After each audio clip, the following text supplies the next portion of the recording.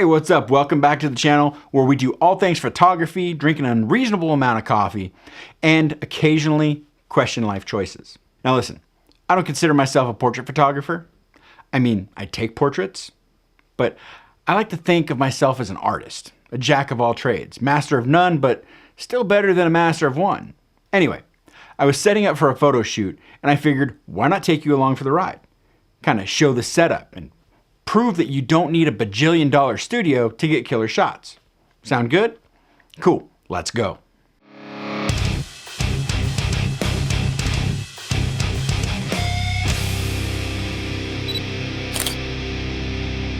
All right, so here's the deal. I set up this shoot in my dining room. Why? Well, because I want to show you that you can do this literally anywhere. Because you don't need fancy, expensive gear to get pro-level results. And also because, well, let's be honest, it was the easiest room to shove furniture out of. So the setup? Simple. A backdrop stand, a black queen-sized comforter, because budget-friendly is the vibe here, and two lights. One was a newer Q3 strobe with a softbox and a grid, and then a Canon speed light for that extra oomph. Now, quick disclaimer. The video lighting is a bit sus, but you'll get the idea.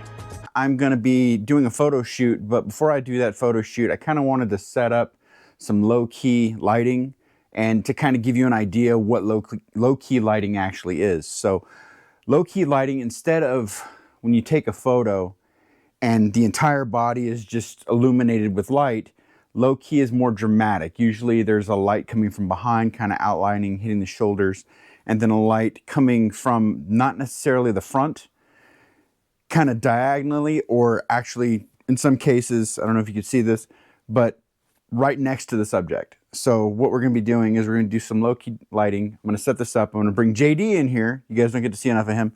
So we're going to bring him in here and he can annoy you for a minute, and I'll get this set up and show you what I'm doing. What's up, guys? All right, so come forward a little bit, right about there. So as you guys can see, he's not really far from this light over here. I know you can see that light a little bit. I do have a light back here that is not soft at all. This is more of a hard light. It's set to 1/64th of a second, while this is set to, I don't know offhand. But we're set for f8, so we're gonna give this a shot, and I'm gonna show you what we're doing here. So we'll start with this first shot. And as you can see, the flash in the back didn't go off.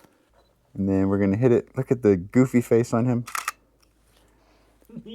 And then there's the shot of him there. So as you can see, so all it takes for a little low-key lighting is I have just a regular speed light back here at 1/64th of a second, just to kind of hit the back. I might have to drop it down a little bit more, not sure.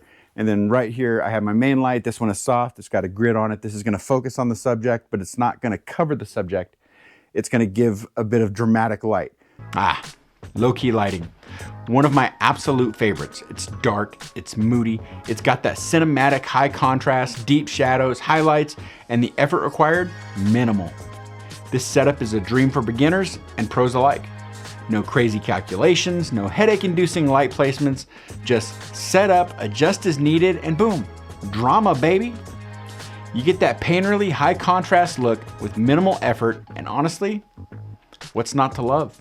So there you go. Quick, easy setup, and the best of all, repeatable. If you're thinking about trying some low-key lighting, do it. So let me know down in the comments your thoughts on low-key lighting. Is it something that you use? And what different low-key techniques are your go-to? Also, make sure and obliterate that like button, subscribe if you haven't already, and click the bell for future videos. Also, feel free to check out my website, jeff-gresham.com, to pick up my Lightroom preset pack that I use for all my photo projects. And be on the lookout for the behind the scenes of the shoot that this was set up for. And that's coming soon. And until next time, get out and shoot, and I'll catch you in the next video. Peace.